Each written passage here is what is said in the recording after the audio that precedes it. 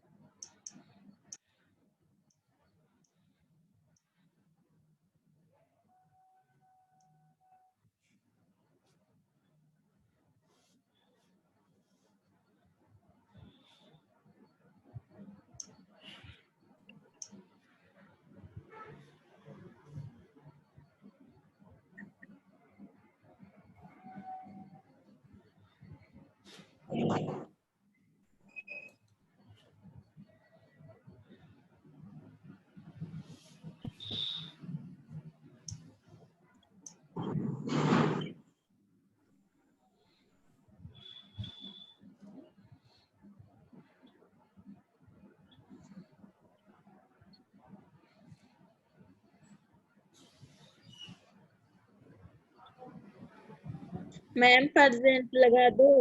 हाँ लगा दी। अनीता चौधरी और गरिमा चौधरी। गरिमा बेटा आप उसमें आ गए थे पहली वाली क्लास में, 3rd ईयर वाली में ना।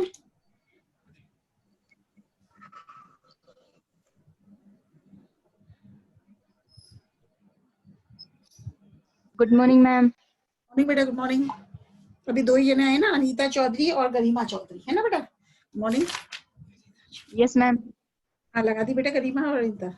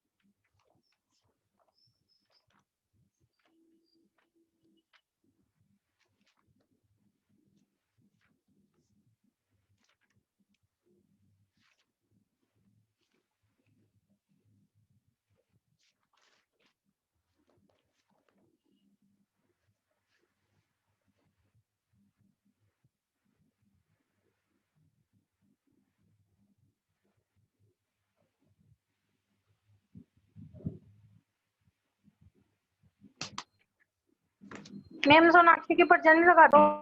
हाँ सोनाक्षी लगा दी बेटा। सोनाक्षी, गरिमा and Anita Chaudhary.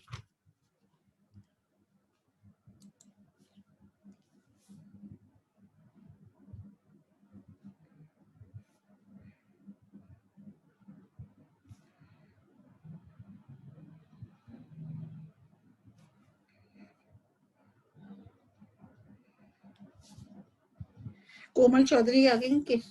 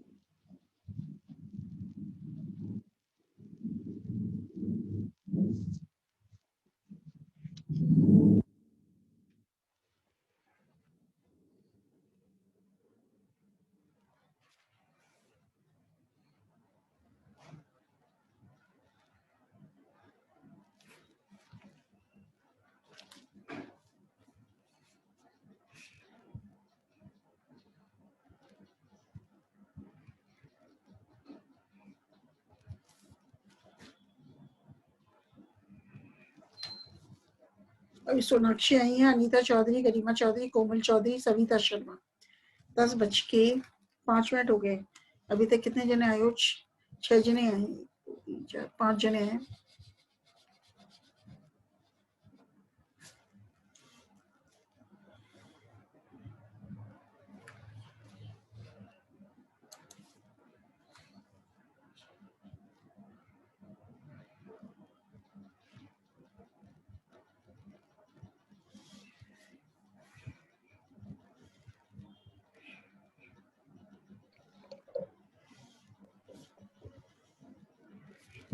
Ma'am practical record नहीं बनवाओ क्या? प्रैक्टिकल रिकॉर्ड अभी कहाँ से बनेगा बेटा? अभी अभी तो दिवाली के बाद ही बताएंगे। क्या पता दिवाली के बाद कॉलेज ओपन हो जाए, प्रैक्टिकल को फिर परफॉर्म भी तो कराएंगे ना बेटा। अभी तो आपका क्या किस में बनाना शुरू हो गया? Yes ma'am. जियोलॉजी में शुरू हो गया क्या बेटा प्रैक्टिकल रिकॉर्ड बनाना? नो मैम, नहीं No, हुआ। ma'am. और केमिस्ट्री में? नहीं हुआ। नहीं हुआ। बेटा बाद में बनवाएंगे दिवाली के बाद। क्या पता दिवाली के बाद कॉलेज ही आ जाए आप लोग तो ही बनवाएंगे, नहीं तो वैसे तो बनवाना Yes, ही ma'am. मैम कोरोना Yes, तो ma'am. चल रहा है, कहाँ कॉलेज खुलेगी? कोरोना क्या पता खत्म हो जाए बेटा। कोरोना दुआ करो कोरोना जल्दी ही सही। भगवान करे जल्दी से नहीं कोरोना होगा मर जाए। हाँ बेटा कोरोना ही खत्म नहीं हो रहा है, ये बात सही कह रहे हो आप। कभी ऐसा मैम हमारे हिंदी, इंग्लिश, ईवीएस, कंप्यूटर का पेपर लगेगा क्या फिर से? ईवीएस का तो लगना चाहिए बेटा, एनवायरमेंटल साइंस, क्योंकि आप लोग किस में हो अब? सेकेंड ईयर में आ गए ना आप? Yes, ma'am. मैम ये फर्स्ट ईयर में लग रहे थे तो है ना, किसी बीकॉम वालों के तो 2 पेपर हो गए, पर हमारे तो एक भी नहीं लगे, तो क्या ये फिर से लगेंगे? तो बेटा ये तो फिर पूछ लेना आप, मुझे भी आइडिया नहीं है। आपके फर्स्ट ईयर में था ये, अब तो आप प्रमोट तो हो ही गए, मेरे ख्याल से तो नहीं लगना चाहिए। तो फिर भी पूछ लेना बेटा, कॉलेज वाले ही बता पाएंगे। BCom okay first year ma'am. वाले को लगा था क्या बेटा? बीकॉम फर्स्ट ईयर का हो गया? उनके तो ना हिंदी और इंग्लिश का लगा था। नहीं एनवायरमेंटल साइंस का तो नहीं हुआ ना?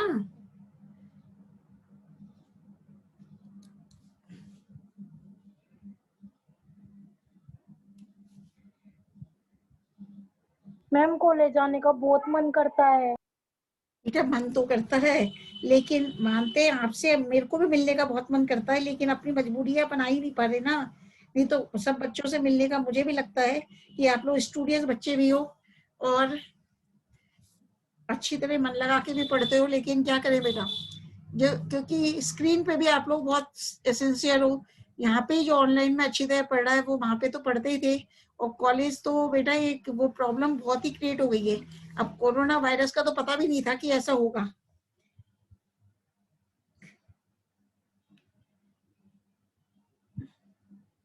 चलो देखते हैं 1 मिनट और, फिर नहीं तो स्टार्ट कर। 25 को आप कॉलेज में आओगे क्या? 25 को क्या है बेटा? अभी तो कोई ऐसा है नहीं। वो फाइल डिपॉजिट करने बोल रहे थे ना।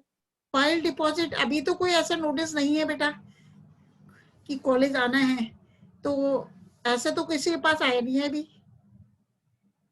नहीं मैम, स्टूडेंट के पास तो, हमारे पास तो आ गया ना कि 25 तक फाइल जमा करवानी है कॉलेज नहीं में। ये तो पढ़ लिया बेटा, 25 को तक आपको फाइल जमा करवानी है, लेकिन किस लेक्चर्स को आना है नहीं कुछ ऐसा नोटिस नहीं आया बेटा। ये तो आ गया था, ग्रुप पे आ रहा था बेटा, ये तो बताया मुझे 25 तारीख तक फाइल जमा करवानी है और प्रैक्टिकल रिकॉर्ड जमा करवाना है, लेकिन अब लेक्चर्स को आना है नहीं पता, कुछ ऐसा नोटिस नहीं देखा मैंने, है ना, ऐसा कोई ग्रुप में नहीं देखा बेटा। चलो अभी तो मैं स्टार्ट करती हूँ। कल अपन कर रहे थे ना, किसकी बात कर रहे थे? साइकेडियोइडिया की। तो साइकेडियोइडिया की भाई ये आकारी की बात करते हैं आप, मतलब एक्सटर्नल मॉर्फोलॉजी ऑफ साइकेडियोइडिया। तो साइकेडियोइडिया पादप की लंबाई 1 मीटर से कम होती है, या साइकेडियोइडिया पादप की लंबाई 1 मीटर से कम होती थी। इसका तना अशाखित, छोटा, गुंबद आकार अथवा अनियमित आकृति का मिलता था। तने का व्यास लगभग 50 सेंटीमीटर था, जो पेट्रीफाइड अवस्था में प्राप्त हुआ था। तो साइकेडियोइडिया का तना चिरलग्न पर्ण आधारों, परसिस्टेंट लीफ बेसिस के मोटे आवरण, थिक मेंटल द्वारा घिरा हुआ था, तथा पर्ण आधारों के मध्य बहुकोशिक चपटे रोम जैसे शल्क रेमेंटा उपस्थित थे। इस प्रकार हम देखते हैं साइकेडियोइडिया तने के शीर्ष पर पिच्छाकार संयुक्त पिनेटली कंपाउंड पर्णों का मुकुट क्राउन उपस्थित था। पत्तियों की लंबाई 10 फीट तक थी तथा लीफलेट्स पड़कों में समांतर शिराविन्यास पैरेलल वेनेशन पाया जाता था। तने के पार्श्वीय भाग से पर्ण आधारों के मध्य से सेवरंत जन्नांग विकसित होते थे। तो अब बात करते हैं about the anatomy of Cycadeoidea, साइकेडियोइडिया की आंतरिक संरचना के बारे में। तो जब अपन इसके तने का अध्ययन करते हैं तो ये पाते हैं अनुप्रस्थ काट में साइकेडियोइडिया तना लगभग वृत्ताकार दिखाई देता था। एपिडर्मिस पूर्ण रूप से संरक्षित नहीं थी क्योंकि उस पर पर्ण आधार तथा रेमेंटा उपस्थित थे। बलकुट का क्षेत्र बड़ा तथा ये मृदुतक से बना था। कोर्टेक्स क्षेत्र में सलेशवी नाल, म्यूसिलेस कैनाल तथा लीफ ट्रेस उपस्थित थे। लीफ ट्रेस सीधे डायरेक्ट पत्तियों में प्रवेश करते थे और मध्य भाग में बड़ी मज्जा तथा सकड़ा संवहन रंभ उपस्थित था। तो संवहन तंत्र कॉन्जॉइंट, कोलेट्रल, संपार्श्विक तथा खुले ओपन संवहन पुलों के वलय के रूप में था। संवहन पुल अंतः आदिदारुक एंडार्क प्रकार के थे। प्राथमिक जाइलम में सर्पिल वाहिनिकाएं ट्रैकिड्स उपस्थित थी। कैम्बियम वलय पर द्वितीयक काष्ठ का क्षेत्र उपस्थित था। द्वितीयक काष्ठ में वाहिनिकाओं पर सीढ़ीनुमा स्थूलन भी उपस्थित थे। कभी कभी परिवेशित गर्त युक्त वाहिनिकाएं भी पाई गईं। काष्ठ रश्मियां एकल पट्टी के रूप में लेकिन कभी कभी द्विपट्टिका के रूप में पाई गईं। अब बात करते हैं साइकेडियोइडिया की लीफ के बारे में। लीफ ऑफ साइकेडियोइडिया, साइकेडियोइडिया की पर्ण के बारे में। तो पर्णक पर सबसे बाह्य ऊपरी एवं निचली बाह्य त्वचा अपर एंड लोअर एपिडर्मिस पाई जाती थी। पत्ती में जीरोफिटिक मरुद्भिद लक्षण उपस्थित थे क्योंकि एपिडर्मिस पर मोटी क्यूटिकल उपस्थित थी। मीजोफिल पर्ण मध्योतक, खंभ, पैलिसेड व स्पंजी ऊतक स्पंजी टिश्यू में विभेदित था। संवहन पूल स्पष्ट पूल आच्छाद द्वारा घिरे थे तथा इनमें जाइलम ऊपरी बाह्य त्वचा की ओर जबकि फ्लोएम निचली बाह्य त्वचा की ओर स्थित था। मतलब जब अपन साइकेडियोइडिया की लीफ का अध्ययन करते हैं तो उसमें क्या पाएंगे कि लीफ में एक तो अपर एपिडर्मिस है, एक लोअर एपिडर्मिस पाई जाती थी। और इस साइकेडियोइडिया की पत्ती में कुछ जीरोफिटिक कैरेक्टर्स उपस्थित थे। कौन कौन से जीरोफिटिक थे? जैसे कि जो एपिडर्मिस है, अपर एपिडर्मिस है, वो एक उसके ऊपर एक मोटी क्यूटिकल पाई जाती थी। अपर एपिडर्मिस के ऊपर मोटी क्यूटिकल उपस्थित थी। और जो पर्ण मध्योतक है बेटा, मीजोफिल है, वो पैलिसेड टिश्यू व स्पंजी टिश्यू में विभेदित थी। इस प्रकार जो संवहन पूल है किसका, वेस्क्यूलर बंडल जो लीफ का था, वो पूल आच्छाद के द्वारा बंडल शीट के द्वारा घिरा हुआ था। अब अपन बात करते हैं साइकेडियोइडिया के जन्नान के बारे में, about the reproductive structures of Cycadeoidea. तो साइकेडियोइडिया में छोटी कक्षीय शाखाओं पर पुष्प उत्पन्न होते थे। कक्षीय जनन शाखाएं मुख्य स्तंभ के पार्श्व भाग से उत्पन्न होती थी। पुष्प बाइस्पोरेंजिएट प्रकार के होते थे। मतलब the flowers in Cycadeoidea were of bisporangiate type. जनन शाखाओं के केंद्रीय अक्ष पर सर्पिल क्रम में पिच्छाकार सहपत्र उपस्थित थे, जो जन्नांगों को सुरक्षा प्रदान करने का कार्य करते थे। इन सहपत्रों पर शल की रोम भी उपस्थित थे। यह सहपत्र परिपक्वता से पूर्व फलन को बंद रखते थे। इस प्रकार ये पुष्प में परिदल पुंज पेरियंथ का कार्य करते थे। केंद्रीय अक्ष के शीर्ष पर शंकु के आकार का पात्र रिसेप्टेकल उपस्थित था, जिस पर बीजांड ओव्यूल एंड इंटरसेमिनल स्केल्स व्यवस्थित थे। एक पात्र पर अनेक बीजांड उपस्थित होते थे, जो चारों ओर से इंटरसेमिनल शल्कों द्वारा ढके हुए थे। बीजांड धारण करने वाली अक्ष के चारों ओर लघु बीजाणु पर्ण माइक्रोस्पोरोफिल उपस्थित थे। अब लघु बीजाणु पर्ण की बात करते हैं, माइक्रोस्पोरोफिल। तो पात्र या रिसेप्टेकल के नीचे 8 से 18 लघु बीजाणु पर्ण एक चक्र में व्यवस्थित थे। मतलब below the receptacle about 8 to 18 microsporophylls were found to be arranged in a whorl। मतलब जो पात्र था, रिसेप्टेकल था, उसके नीचे 8 से लेकर 18 तक लघु बीजाणु पर्ण माइक्रोस्पोरोफिल पाई जाती थी, और ये माइक्रोस्पोरोफिल एक चक्र के रूप में व्यवस्थित रहती थी, और लघु बीजाणु पर्ण के आधार आपस में जुड़कर एक तश्चरी नुमा संरचना का निर्माण करते थे। प्रत्येक लघु बीजाणु पर्ण में एक मुख्य अक्ष सेंट्रल एक्सिस था, जिस पर एकांतर क्रम में पर्णक उपस्थित थे, पिन्ने उपस्थित थे। मतलब each microsporophyll had a central rachis on which the pinnae were arranged in alternate manner। मतलब प्रत्येक लघु बीजाणु पर्ण में एक मुख्य अक्ष पाया जाता था, और इस मुख्य अक्ष पर एकांतर क्रम में पर्णक पिन्ने उपस्थित थे। प्रत्येक लघु बीजाणु पर्ण की लंबाई 8 से 12 सेंटीमीटर थी, तथा प्रत्येक पर्णक की दोनों पार्श्व पंक्तियों में ट्रेबिक्यूले पर परागकोश या सिनेंजिया स्थित थे। एक मिनट शालू प्रजापति को एडमिट कर देते हैं। शालू भी आ गई। अब प्रत्येक सिनेंजिया में एक सेवरंथ छोटी थैलीनुमा संरचना थी। मैम, हाँ बेटा, कौन बोल रहा है? मैंने अटेंडेंस लगा था। शालू प्रजापति। शालू लगा दी बेटा, शालू प्रजापति लगा दी।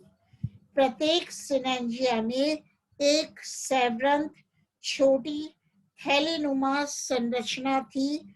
सिनेंजियम में 20 से 30 परिधीय भाग थे, तथा प्रत्येक भाग एक बीजाणुधानी का प्रतिनिधित्व करता था। सिनेंजियम में स्फुटन लॉन्जिट्यूडनल स्लिट अनुदैर्ध्य दरार के द्वारा होता था। सिनेंजियम की बाह्य भित्ति मोटी खंभ ऊतक समान तथा भीतरी भित्ति पतली कोशिकाओं से निर्मित थी। अब बात करते हैं megasporophyll and ovule of Cycadeoidea. Cycadeoidea gymnosperm के गुरु बीजाणु पर्ण एवं बीजांड। तो पात्र रिसेप्टेकल पर अनेक गुरु बीजाणु पर्ण लगे होते थे। प्रत्येक गुरु बीजाणु पर्ण में एक लंबा बेलनाकार व्रंत पाया जाता था। मतलब each megasporophyle consisted of a long and cylindrical stalk, और लंबा व्रंत पाया जाता था। प्रत्येक गुरु बीजाणु पर्ण में एक लंबा व बेलनाकार व्रंत पाया जाता था, जो बीजाणु पर्ण के रैकस को प्रदर्शित करता था, और इसके अग्रस्त भाग पर बीजांड ओव्यूल स्थित थे।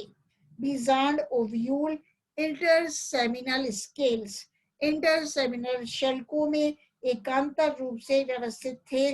इस प्रकार बीजांड एवं इंटरसेमिनल शल्कों की संख्या बराबर पाई जाती थी।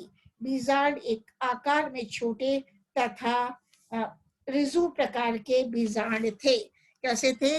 The ovules were of orthotropous type and these were smaller in size. तो बीजांड कैसे थे? रिजु प्रकार के थे, ऑर्थोट्रोपस टाइप थे और एक अध्यावर्णी बीजांड थे। मतलब the ovules were unitegmic in nature. अध्यावरण शीर्ष फैलकर माइक्रोपाइल बनाता था जो बीजांड युक्त परत से बाहर निकला रहता था। अध्यावरण बीजांड काय के केवल 3/4 भाग तक जुड़ा रहता था तथा ऊपरी सिरा मुक्त होता था। बीजांड काय में बीजांड काई चोंच, न्यूसिलर बीक तथा पोलन चैम्बर पराकोष्ठ मौजूद थे। अब बात करते हैं सीड की। साइकेडियोइडिया के बीज आकार में छोटे थे तथा इनकी आकृति अंडाकार थी। कैसी आकृति थी? अंडाकार आकृति थी। प्रत्येक बीज का अध्यावरण स्तर इंटेगुमेंट लेयर कठोर हो जाता था तथा बीज के अंदर द्विबीजपत्री भ्रूण एम्ब्रियो विकसित होता था। पात्र पर शल्क एवं बीज इस प्रकार संयुक्त हो जाते थे कि वह सतत पेरिकार्प बनाते थे। अब बात करते हैं एफिनिटीज ऑफ साइकेडियोइडिया। साइकेडियोइडिया की बंधुता के बारे में। तो साइकेडियोइडिया टेरिडोस्पर्मेल्स एवं साइकेडेल्स दोनों पादप समूह से समानता रखता था। तो एफिनिटीज ऑफ साइकेडियोइडिया विद टेरिडोस्पर्मेल्स। अब बात करते हैं साइकेडियोइडिया की टेरिडोस्पर्मेल से बंधुता। तो समानताएं क्या क्या थी बेटा? फर्स्ट है तरुण पत्तियों में क्रिसलय विन्यास पाया जाना। तरुण पत्तियों में क्रिसलय विन्यास पाया जाना। दूसरा पार्श्व शाखाएं उपस्थित। तीसरा संवहन आपूर्ति विकसित। चौथा है रेमेंटा उपस्थित। पांचवा है पर्ण अनुपथ सीधे। छठा है पर्णिल लघु बीजाणुपर्ण एवं इस पर युग्मों में बीजाणुधानियां उपस्थित। सेवेंथ है गुरु बीजाणुपर्ण पत्ती समान संरचना। अब बात करते हैं असमानताएं किनके बीच में? साइकेडियोइडिया व टेरिडोस्पर्मेल्स के बीच में। तो फर्स्ट है साइकेडियोइडिया की आकारिकी। साइकेडियोइडिया की आकारिकी साइकेड समान जबकि टेरिडोस्पर्मेल्स की आकारिकी फर्ण समान थी। साइकेडियोइडिया छोटे आकार का अल्प शाखित कंदिल तने युक्त जबकि टेरिडोस्पर्मेल्स में तना शाखित वृक्ष समान था। तीसरा है साइकेडियोइडिया के जीवाश्म साइकेड कहलाते हैं जबकि टेरिडोस्पर्मेल्स बीजे फर्ण कहते हैं। जबकि टेरिडोस्पर्मेल्स को बीजे फर्ण कहते हैं। साइकेडियोइडिया में क्रिसलय वलन स्पष्ट होता है जबकि टेरिडोस्पर्मेल्स में क्रिसलय वलन स्पष्ट नहीं होता है। अब साइकेडेल से बंधुता मतलब साइकेडियोइडिया की साइकेडेल से बंधुता। समानताएं क्या क्या हैं? पहला स्वभाव वृक्षवृत्त था। दूसरा स्तंभ कंदिल या छोटा स्तंभ आकार का था। तीसरा है रेमेंटा उपस्थित थे। चौथा है पर्ण संयुक्त पिच्छकी तथा शीर्ष पर मुकुट में व्यवस्थित थे। पांचवा है बलकुट में सलेष्म नाल तथा पर्ण ट्रेस उपस्थित थे। छठा है संवहन फूल संयुक्त संपार्श्विक वर्धी व अंत्य आदिदारुक थे। काष्ठ मेनोजाइलिक थी। आठवां है संयुक्त लघु बीजाणुधानियां उपस्थित थी। नाइन्थ है बीजांड ऋजु प्रकार पराग प्रकोष्ठ पोलन चैम्बर एवं बीजांडकाएं चोंच उपस्थित थी और बीज द्विबीजपत्री थी। अब साइकेडेल्स व साइकेडियोइडिया में क्या क्या असमानता थी? तो पहला है साइकेडेल्स में शंकु समान पुष्पकाय पाए जाते थे, जबकि साइकेडियोडेल्स में पुष्प समान फलनकाय पाए जाते थे। दूसरा है साइकेडेल्स में मेखला पर्ण अनुपथ गर्डल लीफ ट्रेसेस उपस्थित थी, जबकि साइकेडियोइडेसी में सीधे पर्ण अनुपथ पाए जाते थे। तीसरा है साइकेडेल्स में रंध्र हैप्लोकाइलिक प्रकार के थे, जबकि साइकेडियोइडेल्स में रंध्र सिंडेटोकाइलिक प्रकार के थे। चौथा है साइकेडेल्स में कास्ट मेनोजाइलिक एवं पॉलीजाइलिक थी, जबकि साइकेडियोइडेल्स में मेनोजाइलिक एवं मोनोजाइलिक कास्ट पाई जाती थी। अब बात किसकी करते हैं अपन बेटा? एक नया टॉपिक चेंज करते हैं, उसके बारे में आपको लिखना भी है। मैं फॉसिल्स के बारे में आपको पढ़ा रही थी, अभी फॉसिल टेरिडोफाइट्स के बारे में पढ़ा रही थी। अब अपन हेडिंग लगाओ जीवाश्मी भवन एवं भूवैज्ञानिक समय सारणी लगा लो। इसको लिखाती भी हूँ, fossilisation and geological time scale. तो बेटा जीवाश्म किसे कहते हैं?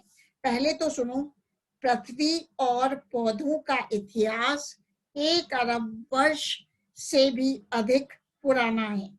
एक लंबी अवधि में विभिन्न प्रकार की प्राकृतिक आपदाओं जैसे वर्षा की अधिकता से पादप का एक स्थान से बहकर दूसरे स्थान पर जाना, मरुस्थल में तेज आंधी द्वारा पौधों का बालू में दब जाना, ज्वालामुखी में उत्पन्न लावा में पादपों का दब जाना आदि के परिणाम स्वरूप पौधे मिट्टी में दब गए। दाब के कारण इनका जल बाहर की ओर निकलने के परिणाम स्वरूप ये चपटे भी हो गए। इन पौधों का जीवाणु जैसे सूक्ष्म जीवों द्वारा विघटन भी नहीं हुआ। अंततः ये पौधे अर्थ क्रस्ट भूपर्पटी तथा अवसादी चट्टानों सेडिमेंट्री रॉक्स की परतों में प्रिजर्व्ड हो गए, परिरक्षित हो गए। इस प्रकार भूपर्पटी व सेडिमेंट्री रॉक्स अवसादी चट्टानों में परिरक्षित जीव के अंश अथवा संकेत जीवाश्म कहलाते हैं। अब लिखो बेटा, जीव के उन अवशेषों को जो चट्टानों में मिलते हैं उन्हें जीवाश्म कहते हैं। वापस बोल रही हूँ, फॉसिल किसे कहते हैं? तो जीव के उन अवशेषों को जो चट्टानों में मिलते हैं उन्हें फॉसिल कहते हैं। आर्नोल्ड के अनुसार भूवैज्ञानिक काल के पादप अथवा जंतुओं के ऐसे अवशेष जो भूमि की सतही निक्षेपित परतों में दबे रह गए, जो भूमि की सतही निक्षेपित परतों में दबे रह गए जीवाश्म कहलाते हैं। तो अब लिखना, प्लीस्टोसीन काल, प्लीस्टोसीन पीरियड पूर्व भूपर्पटी मतलब अर्थ क्रस्ट व अवसादी चट्टानों में दबे जंतु या पादप के अवशेष अथवा संकेत जीवाश्म कहलाते हैं। तो फॉसिल बेटा एक्चुअल में किसे कहते हैं? मतलब ऐसे जीव जिनके अवशेष चट्टानों में मिलते हैं उन्हें अपन जीवाश्म कहते हैं। मतलब भूवैज्ञानिक काल के पादप और जंतुओं के अवशेष जो भूमि की परतों में दबे रह गए, जो भूमि की परतों में दबे रह गए उन्हें अपन फॉसिल्स कहते हैं, जीवाश्म कहते हैं। तो जीवाश्म पादप का अध्ययन पूरा वनस्पति विज्ञान पैलियोबॉटनी के अंतर्गत आता है। तो बेटा लिखो, पैलियोबॉटनी किसे कहते हैं? जीवाश्म पादप का अध्ययन पूरा वनस्पति विज्ञान पैलियोबॉटनी कहलाता है। जीवाश्म पादपों व जंतुओं के अध्ययन का विज्ञान पूरा विज्ञान पैलियोंटोलॉजी कहलाता है। तो अपन पूरा विज्ञान किसे कहते हैं? लिख लो, जीवाश्म पादपों व जंतुओं के अध्ययन का विज्ञान पूरा विज्ञान कहलाता है। डॉक्टर बीरबल साहनी के पूरा वनस्पति विज्ञान के क्षेत्र में विलक्षण एवं उल्लेखनीय योगदान के कारण डॉक्टर बीरबल साहनी को फादर ऑफ इंडियन पैलियोबॉटनी कहा जाता है। डॉक्टर बीरबल साहनी को भारतीय पूरा वनस्पति विज्ञान का जनक कहा जाता है। लिखा क्या क्या? वापस बोलती हूँ, अगर ये आता है who is the father of Indian palaeobotany, मतलब आप कहोगे डॉक्टर बीरबल साहनी, मतलब डॉक्टर बीरबल साहनी को भारतीय पूरा वनस्पति विज्ञान का जनक कहा जाता है। नहीं लिख पा रहे तो और धीरे बोल देती हूँ। एक तो ये लिखो, एक लिखो जिसने नहीं लिखा है, जीवाश्म पादपों व जंतुओं के अध्ययन का विज्ञान पूरा विज्ञान कहलाता है। वह जीवाश्म पादप का अध्ययन पूरा वनस्पति विज्ञान पैलियोबॉटनी के अंतर्गत किया जाता है।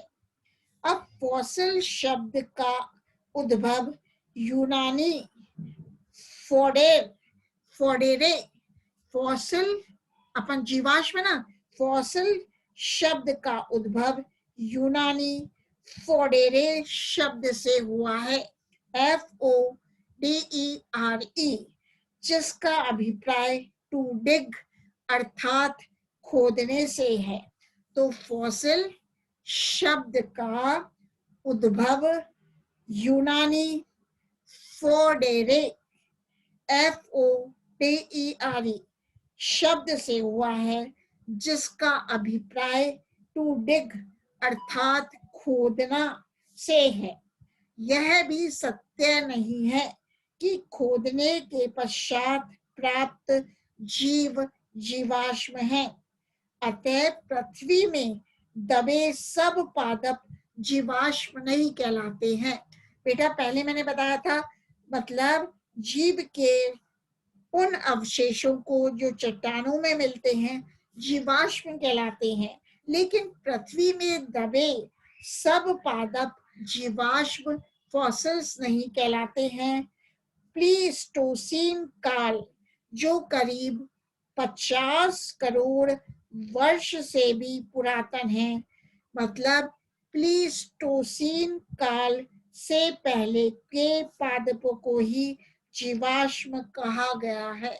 मतलब फॉसिल्स किसे कहा गया है? प्लीस्टोसीन काल से पहले के पादपों को ही जीवाश्म कहा गया है। अब अपन बात करते हैं जीवाश्मों का नामकरण, मतलब नामकरण, जीवाश्मों का नामकरण, नोमेनक्लेचर ऑफ फॉसिल्स। तो पौधों का जीवाश्मीकरण अन्य कारकों के अतिरिक्त उनमें उपस्थित ऊतकों की दृढ़ता व कोमलता पर निर्भर करता है। दृढ़ ऊतकों का परिरक्षण कोमल ऊतकों की तुलना में अच्छा होता है। इसी कारण अधिकांश पौधों के जीवाश्म पूर्ण अवस्था में प्राप्त न होकर केवल खंडों या हिस्सों में पाए जाते हैं। इसके अतिरिक्त इन खंडों की प्राप्ति अलग अलग समय में हुई है। जैसे कल अपन बात करेंगे अंतरराष्ट्रीय वनस्पति कांग्रेस, इंटरनेशनल बॉटनिकल कांग्रेस के निर्देशानुसार प्रत्येक जीवाश्म खंड जैसे जड़, तना, पत्ती को एक अलग नाम दिया जाता है।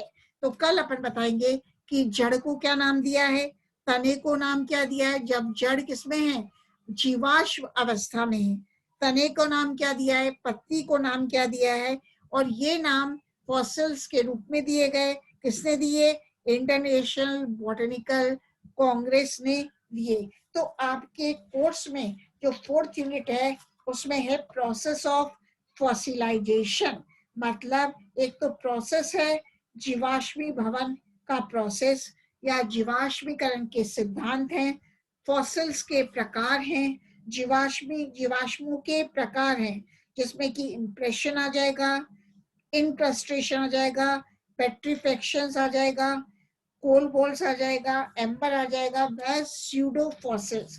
तो अपन टाइप्स ऑफ फॉसिल्स का भी अध्ययन करेंगे। एक है आपका techniques of study of fossils, इसका भी अपन अध्ययन करेंगे। तो एक क्वेश्चन इसमें बनता ही है, what are the types of fossils and what is the process of fossilisation. तो ये अपन कल अध्ययन करेंगे। और 4th यूनिट में अपना जो था वो कंप्लीट हो गया।